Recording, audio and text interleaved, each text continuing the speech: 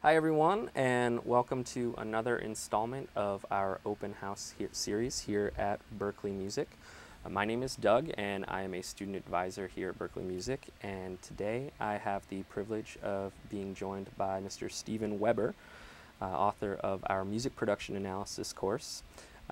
Stephen has made a boatload of records. He's also developed a wonderful curriculum here on campus at the Berklee College of Music on how to produce effective records, and his Berklee Music class, Music Production Analysis, actually won the Best Online Course Award for 2010.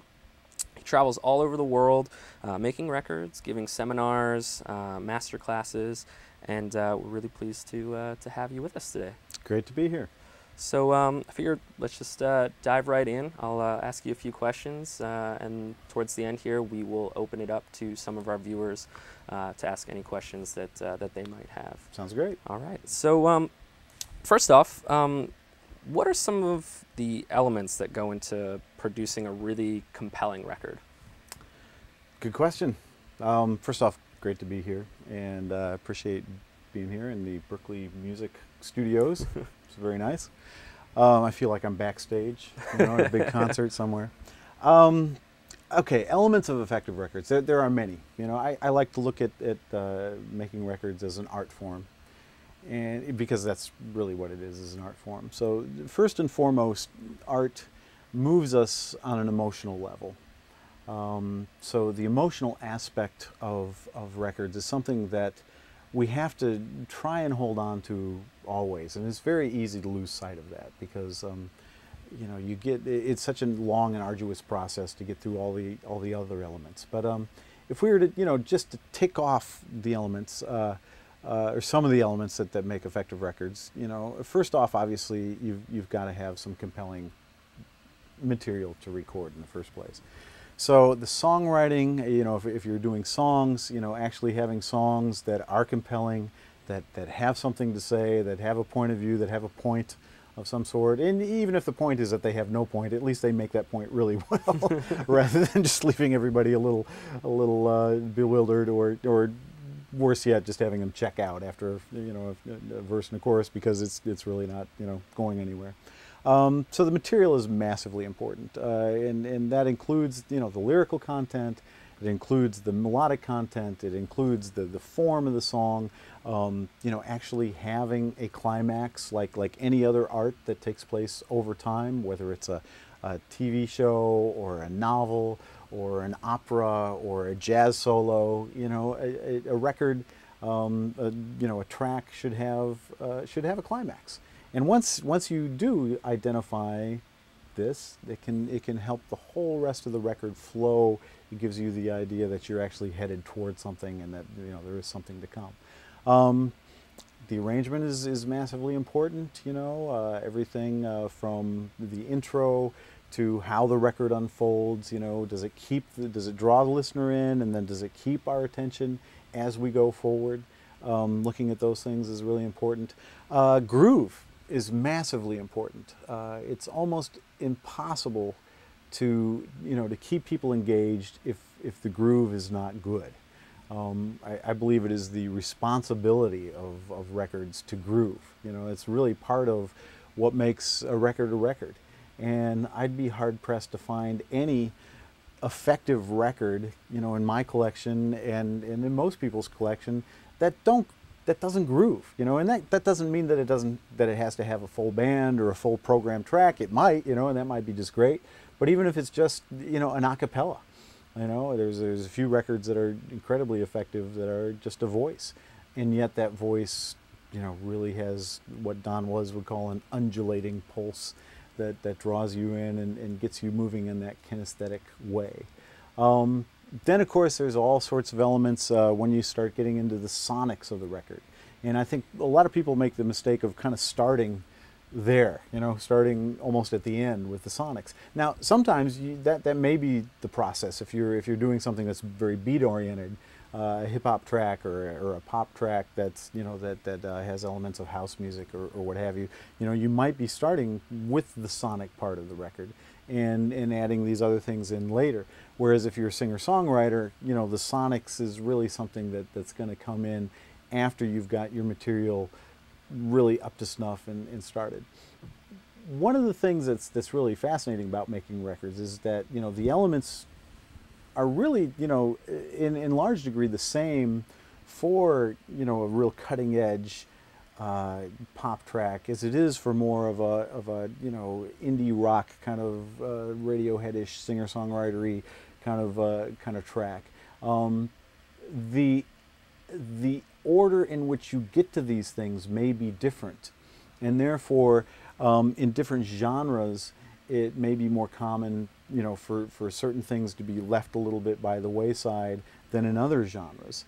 But all of these things are really important. Obviously the mix, you know, when we get to that point, that's an incredibly important thing as well, to get the mix right, to get things sitting in the right perspective, to where the intention of the artist, the identity of the artist, and really the vision of the artist can really kind of become codified and be something that really does hold water. Very cool. Now, one of the things, you know, we're in this age of so much technology, and you know, like building a home studio is so much easier now and more affordable. Absolutely. So you're going to have a lot of musicians that are self-producing and trying to do their own thing. Absolutely. I mean, what are some of the most common challenges that, you know, up-and-coming artists are going to deal with when they are trying to produce their own record? Yeah, I mean, that's a really good question. It's a really timely question too. You know, it used to be that I would maybe work on 10 records a year. You know, I would produce maybe 10 different artists a year, and so I'd be working with them on their records. And now, you know, it's different in that now I travel around here at Berklee, and then also traveling around doing seminars and master classes. I'm literally hearing thousands of songs a year from artists who are doing exactly that. They're producing themselves. And whether you're producing yourself or whether you're producing someone else, you know, there's this inherent problem that comes about where you have, you know, the intention of the artist is here. They wrote a song, it's about this, you know, they're trying to have this reaction to the listener, emotional reaction, response, and they play it for the listener, and the listener's response is maybe over here, and maybe those two things overlap a bit, you know, maybe 20 or 30 or 40%. And the job of a record producer, and whether it's, you know, if you're producing yourself, then it's your job, is to actually try and get those things in concordance with each other, to where your intention, what you're intending to say, what emotion you're intending to convey, the point you're intending to get across is actually what is being interpreted by the listener. Woody Allen, I remember, said years ago, he was talking about his movies, which I think relates beautifully actually to making records. He would sit in the theater and he would watch his movies, and especially with gags and plot twists and things like that, he'd be reading the audience and he'd think, I only got about 50% of what I was trying to do there, you know, or, oh, that one went really, you know, I got about 85% of that one, you know, that actually came across the way that I had it in my brain. You know, when you're that close to something, you know, the Spider-Man, the musical on Broadway, you know, it was interesting watching Bono and The Edge talking about how, you know, they had to actually remove the director who was also kind of helped to write the story because she'd just gotten too close to it. You know, she couldn't see it anymore, and, you know, there was problems, and so they actually had to kind of remove her and bring in someone else. It happens all the time in record making. I mean, it's hard enough just as we're talking to another human being. You know, sometimes, often, you know, our words get misconstrued. You think you're saying one thing and somebody takes it to mean something else, and that's, you know, the cause of a lot of misunderstanding sometimes between boyfriends and girlfriends, or you know, parents and you know, or you're just friends, you know. And that's the case too when you're making art, and especially when you're making records. First off, you know, I like to talk to artists a lot about upfront, and if you don't have a producer, you kind of have to have this conversation with yourself, really thinking of, you know, who am I as an artist? You know, what is my identity? And then what's my vision? You know, what am I really trying to get across here? and you know, what is my intention specifically with this particular song, with this particular verse, with this particular line, with this particular guitar riff, with this particular mix, with this particular arrangement. You know, what is it that I'm intending to do? And if you can keep your eye on the larger vision of the artist and on the larger intention, then it helps when you're in the trenches kind of making these decisions along the way. But to be more specific, you asked, you know, what are some of the specific challenges? You know, something that I like to point out, and it always comes up when I'm doing master classes and seminars, or when I'm teaching my classes at Berklee, because, you know, one of the first things that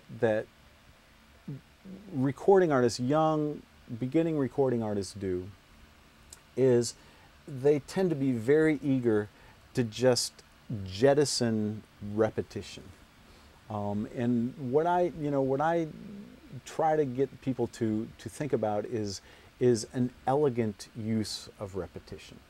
Because just jettisoning repetition, first off, everybody does it. When everybody kind of gets to this fork in the road and they're writing some of their first material, and you know, they could actually use something as a chorus or use something as a motif and repeat it, a lot of times they kind of take a left turn there, thinking that, you know, they're being innovative. Unfortunately, everybody does that. So I can tell you right away, if you're doing that, you're not being innovative. You're not the first one to try this. In fact, just about everybody does that at first. What's interesting is now that I'm traveling around and I hear thousands of songs a year, and you know, 800 of them have done the same thing, kind of made the same mistake. When I bring it up, it's a little comical almost now for me to hear the answer, which is almost always people say, "Oh, I'm trying to be different." And of course, you're not being different. This is the 800th song this year that I've heard that jettisons all repetition and just meanders and is quote unquote through composed. And you know, there are a lot of different ways to use repetition, and to use repetition in an elegant fashion. You know, look at the speeches of Dr. Martin Luther King. You know, the "I Have a Dream" speech would not, you know, be the icon that it is without his elegant use of repetition in that speech. You know, the Beatles, Bob Marley, John Lennon, Tom Petty, you know, Prince, almost Radiohead, Queen, almost any artist that you can name, Sting, that has, you know, that has made a real impact in terms of their material. You know, they may use repetition very differently. Radiohead uses repetition differently than, say, the Beatles did. If you take a look at the track Paranoid Android, which is one of my favorite Radiohead tracks, you know, they've got this riff in there. They've got this motif in the guitar. You know, that does the dum ba dum bum ba dum bum, then it repeats down an octave, bum ba dum bum ba dum bum.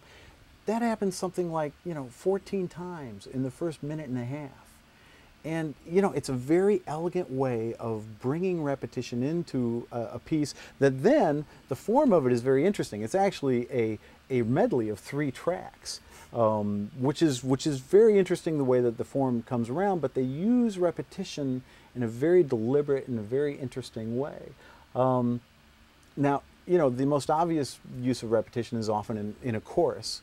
And the Beatles were amazing at writing just incredible choruses that everybody could sing along with. You know, "Hey Jude" is another example of a song that's got a very unusual form. The chorus doesn't even come in until halfway through the track. The first half of the song is just teasing us about the chorus. We kind of build up and we think we're getting to the chorus, and then it goes, you know, and we don't get there. But then finally the chorus arrives, and it arrives in this huge kind of climactic way, and then the whole second half of the record is the chorus, the na na na na na na na. And it repeats over and over again. I forget if it's 17 or 27 times, but it repeats over and over and over again. Everybody can sing along. Some of the most fascinating things that are happening in our art form are when we're applying all the new breakthroughs that we're getting in terms of brain science and brain chemistry. And there's a hormone that is released in the brain when people have sex, have orgasms, and also when mothers breastfeed their young. In the most intimate times of human existence, there's a hormone called oxytocin that's released in the brain. And scientists call this the trust hormone, because what it does is it actually creates trust between the humans who are there at the time having this experience. And it so happens that oxytocin is also released in the brain when we sing, and especially when we sing together. So, you know, when I have somebody telling me, oh, I don't want to write a chorus that, you know, people can sing along with because I want to do something deeper than this, I say, let's talk about really moving people on a deep level. Do you want to move them to the point where it's as though they're making love, or, you know, frankly, do you want their eyes to glaze over because they're not giving us anything that we can latch onto, and after a couple of minutes, you know, of you know, nothing that's repeating, we're ready to hit the you know, the next button. Actually, probably more like in 30 seconds or a minute. You know? Now in iTunes, I guess we get a minute and a half. But you know, if we don't have something that we can sing along with, that we can, you know, some repetition. And again, it can be different. You know, another great example is Bohemian Rhapsody by Queen. Very elegant use of repetition. If you take a look at that, it's not a verse-chorus thing.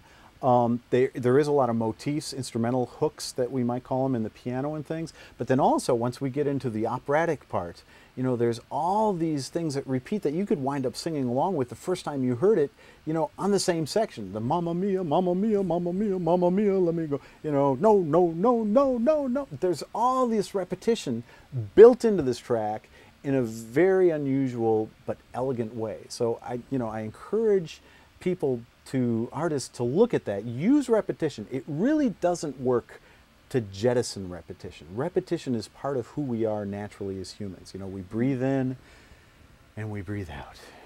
And fortunately, we keep doing that, or else the consequences would be dire. Our hearts beat.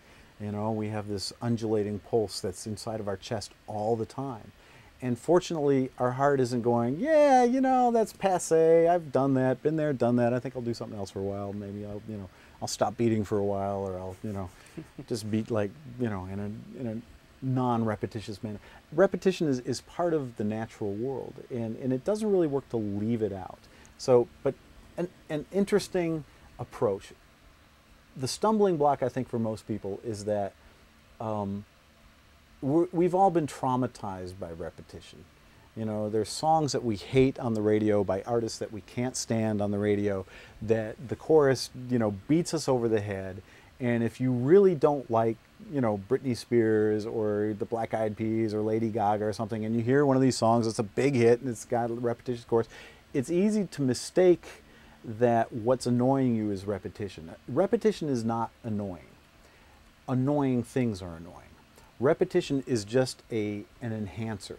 It will enhance whatever it is brought to bear upon. So if there's something that's really great that you really dig, you want it to repeat. And often when I'm working with artists, I'll say, you know, this part of your song is great. I would love to hear that again. You know, I think maybe this is a chorus. What if we repeated this a few times? And it takes testicular fortitude to say, you know what, this is good enough that I want to repeat it. You know, I want to make this a part that everybody is going to sing along with. I want to put it out there. It's much easier to just say, oh, I'll just keep coming up with new stuff and all that. So, you know, you're making a stand when you say, you know what, this is going to be something I'm going to repeat. Now, you touched on it a little bit at the beginning there, about being able to listen in an objective manner. Yeah. That can be really tough to do. I know as a songwriter myself, you know, you can get really attached to something that you really, really like, but it's only working for you maybe. Right. I mean, what are some ways that an artist or a producer can really overcome that and dig in and train their ears to listen to their own material in an objective fashion? That, you know, that's a great question, and you really put you struck the nail on the head.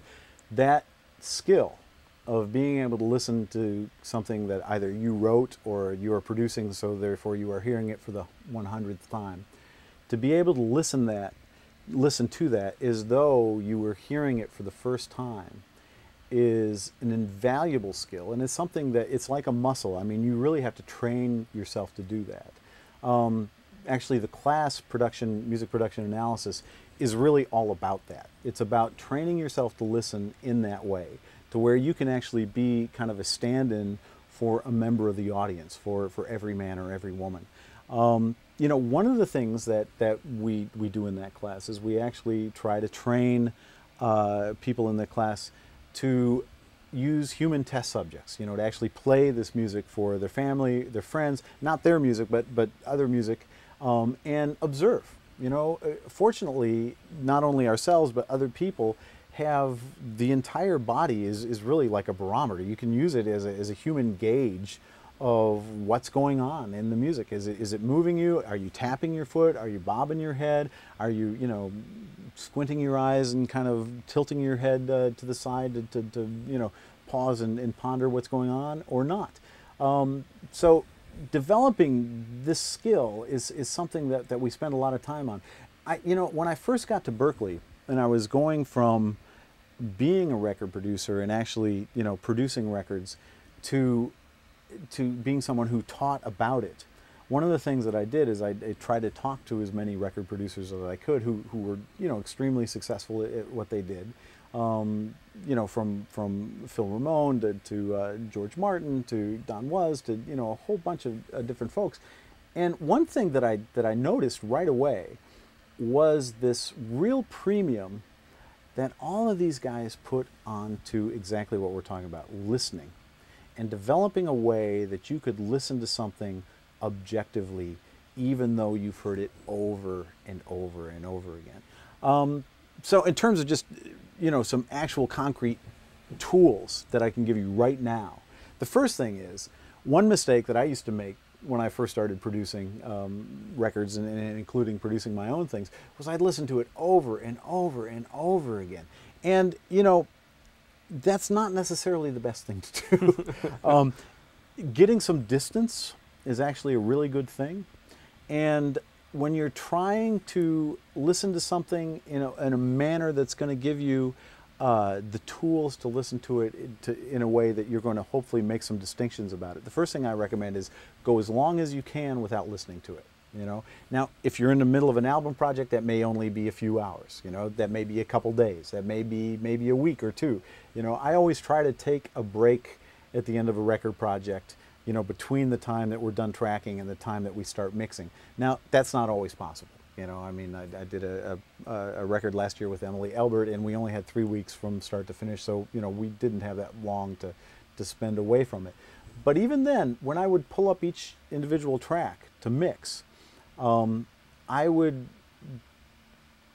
put a lot of weight onto that first listen. So first off, try to not listen to it for as long as possible. Second, turn off your phone. You know, we now have all these distractions around us, and what you need to do is elevate the act of listening to a point where you've turned off your phone, you've gotten out of Facebook, you've you know, you've turned off all the distractions that you have, and you're just going to listen. Now, what I like to do is I like to write on a legal pad, but you need to have something to where you can take notes. Now, you know, I can do it on my laptop if I don't have a legal pad, but I actually like kind of using a pen and a legal pad because it works well for me.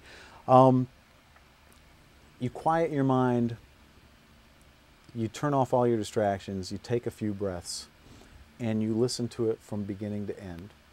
And as you notice things, whether it's an emotion or whether it's something you want to change, you jot it down. Now, you don't want to just listen all the way through and try to remember all these things, because if you're remembering, you know, a list of 10 things by the time you get to the end of the track, that very act of having to hold those things in your brain is keeping you from being right there in the moment and listening, you know, the way that you want to listen. So I'll jot something down and then I'll just go right back to listening. And then at the end, when I take a look at these things, I may listen again, but I put most weight on that first listen of going back. And I'll tell you why. There's just this phenomenon that happens when you listen to something over and over again. And it's illustrated really well in my classes here at Berklee, where I have maybe 8 producers that I'm mentoring. And someone will bring in a track, and they'll play it for us, and you know, all the other 8 people in the room will all basically say, okay, well, there was that drum fill that was sloppy, that didn't end right. You're going to fix that, right? And what often happens is the producer who's working on that project, who's heard it 100 times, will say, oh, you know, that bugged me at first too, but now, you know, it doesn't bug me anymore. I kind of like it. And I'll usually say, well, you know what, play it for us one more time.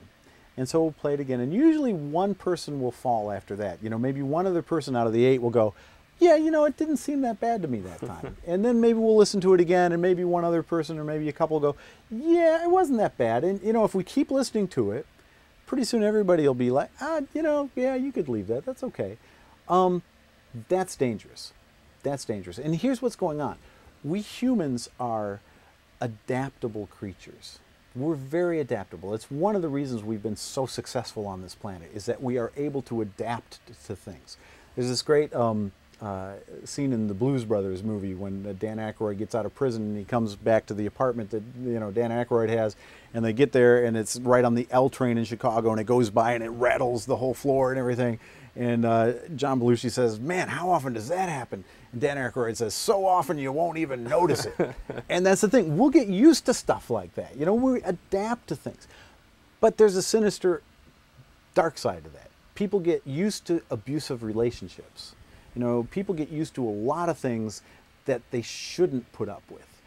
And, you know, I was talking to this very thing to Susan Rogers, one of my colleagues in MP&E, who just did her PhD in neuroscience and how that relates to music at McGill University. And she actually says, you know, it's not only that we adapt, but as human beings, we are so afraid of cognitive dissonance, where, you know, one thing is true, but we thought something else was true, that if we hear that drum fill, and we know it was supposed to end on 1, and yet, you know, it was sloppy, and so it ended on the and of 1, or the E of the last 16th note of 4, that when we play it back, our brain will actually start quantizing it in our brain.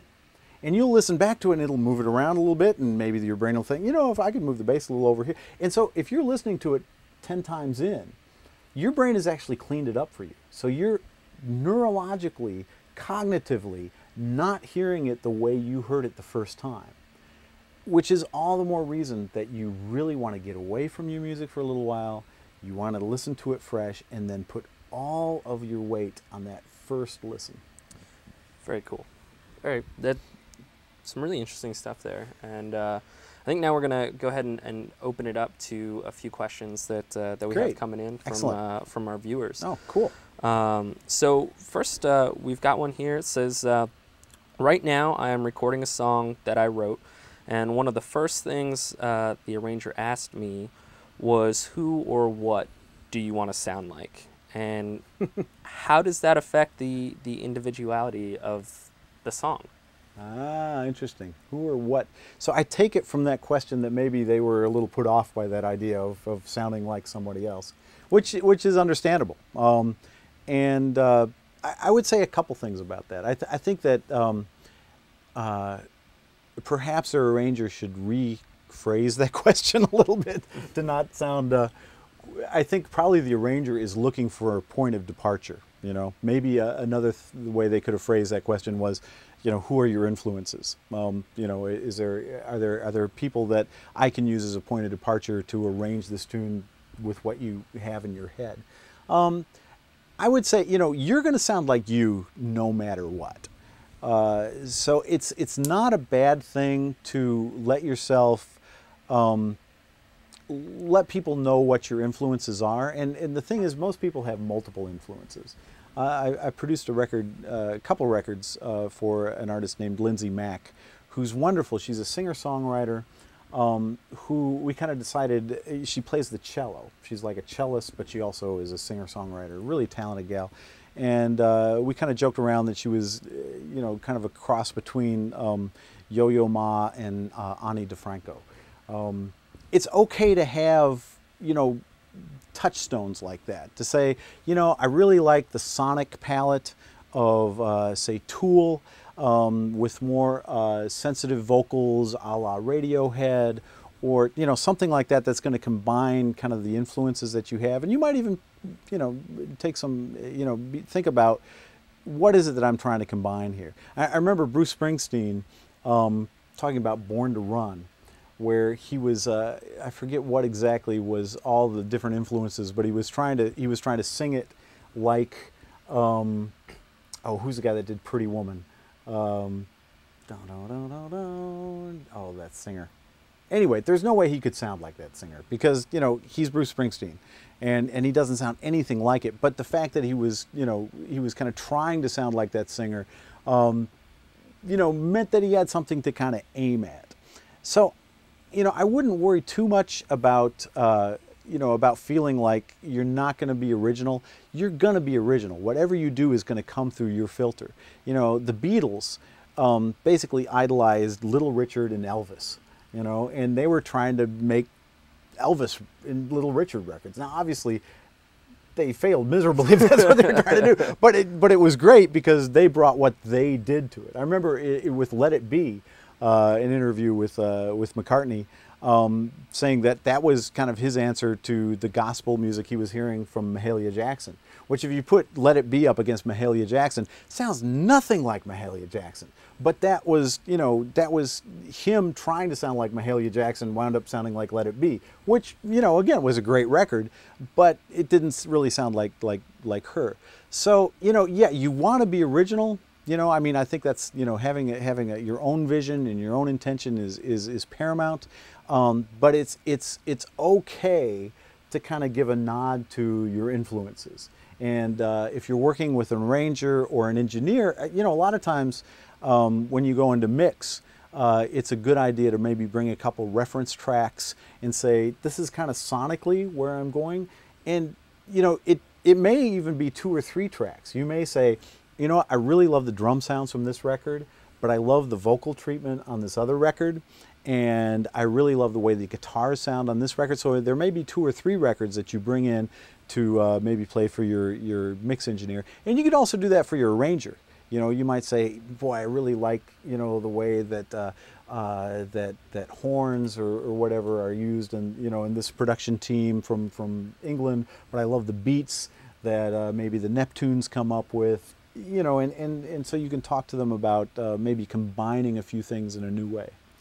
Got another awesome question here from Alistair, and they want to know which are your favorite albums from a production standpoint, and why? Wow. I listen to so much different stuff. I kind of came to the Beatles late. The Beatles had kind of already happened by the time I got to the point where I was making records. But once I discovered the Beatles and went back and immersed myself in those, obviously the production of George Martin and the Beatles was awesome and was amazing. And it was especially incredible to see what they did with so little.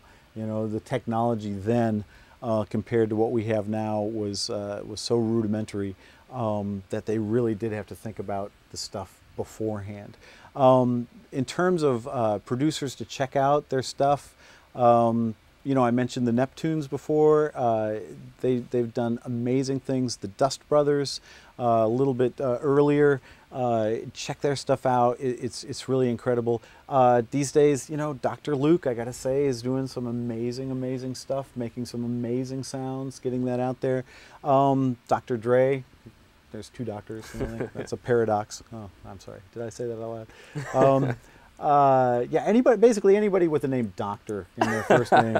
No, I'm just kidding. One of our former students here at Berklee, Dewan Parker, has been working a lot with Dr. Dre, and I love the beats that Dewan comes up with.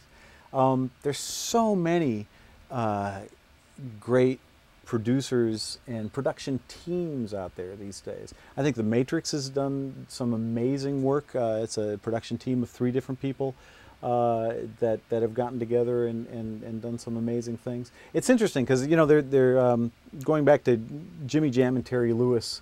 There's been a lot of production teams that kind of play tag, and you know, sometimes they split up the duties. You know, one is more of a beat maker and the other is more of a vocal producer, or you know, an arranger or something like that. Can be really awesome.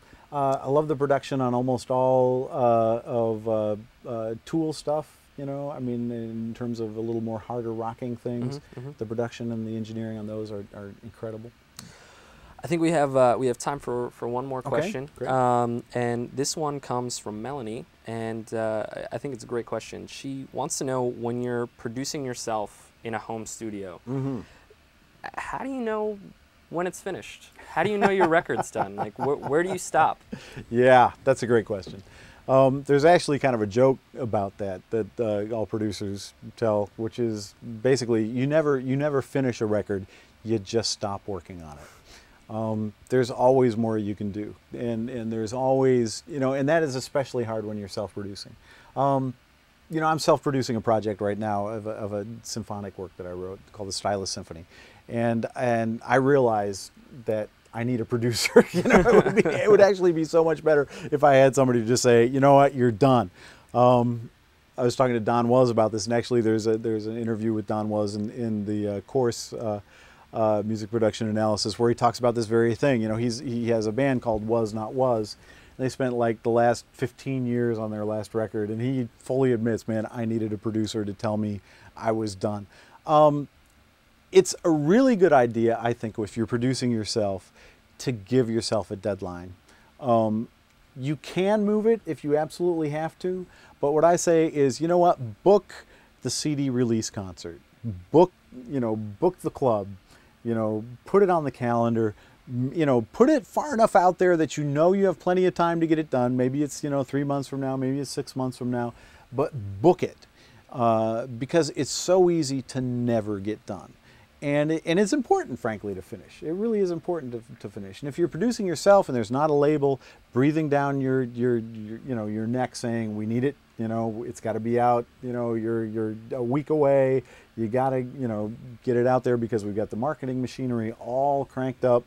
You know, not having that is a blessing, but it can be a double-edged sword, because that way you can always kind of say, you know what, I'm going to work a little bit more on this. Now, the flip side, obviously, is you don't want to put something out that you don't feel good about, that you feel like is not done. And that's where, you know, bringing in other people and playing it for them. And I recommend playing it not just for your family and friends. In fact, playing it for your family and friends almost doesn't count. You need people in your life who you can play stuff for, and they're going to say, man, that sounds great. You're a genius. That's so good. You need those people. But, you know, just between you and me, their opinion means nothing. You know, they're going to say that anyway because they love you. And that's great, and it's wonderful to have people like that in your life. I highly recommend finding people who you don't know, or who you don't know very well, and they don't know that this is your work. And actually having, again, the testicular fortitude to actually put some headphones on those people and say, hey, I just want you to listen to this. Tell me what you think. And if they say, is this your stuff? Just don't even tell them. Just, you know, I'm just curious. I'm just curious what you think of this. And be very neutral about it. And then watch their kinesthetic responses. You know, watch if it's a beat-oriented thing, if they're not moving to the beat, you know, if they are not involuntarily actually, you know, getting in the groove, you probably still have some work to do, you know. If they come at you like, I have no idea what that, I can't hear the vocals, you know, that's a really good thing to know, you know, that maybe the vocal is not loud enough. Very common mistake among people who produce themselves. It's, you know, it takes a while just to get past hearing yourself on tape. If you remember the first time you ever heard yourself, you know, coming back off of a device, you know, I say tape, but these days, of course, there's no tape.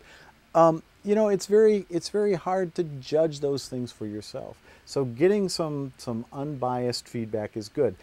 It can be dangerous too, because if you're very fragile, or, you know, and that's why it's a good idea to cast a pretty wide net, because if you only play it for 1 or 2 people and they give you some really bad advice, that can be almost worse than not getting any advice at all. So I would say, if you're going to do this, and it's a good thing to do, but if you're going to do this, you know, go ahead and get a half dozen or a dozen people that you play it for, and you know, so you can actually see what the trend is. And if your music frankly is, you know, going towards a certain demographic, if you're making, you know, indie rock music, then you know, you're not going to want to play it for 5-year-olds, and you're not necessarily going to want to play it for your grandmother, you know, or people your grandmother's age, unless, you know, they're really hip indie senior citizens, I guess. So anyway, you do have to finish. It's hard to know when it's finished. Sometimes you just know, you know, sometimes you do have that inner voice to saying, that's it, we're done. And, you know, sometimes you can trust that voice, but it's a good idea to play it for some people. It's also a really good idea to book the CD release party so that you have something to aim at. Awesome. Well, I believe that is all the time that we have today. Thank you so much, Stephen, for joining us, and thank you everybody out there for joining us. If you have any questions at all, feel free to give us a call and talk to any one of our advisors. You can reach us at 1-866-BERKLEY.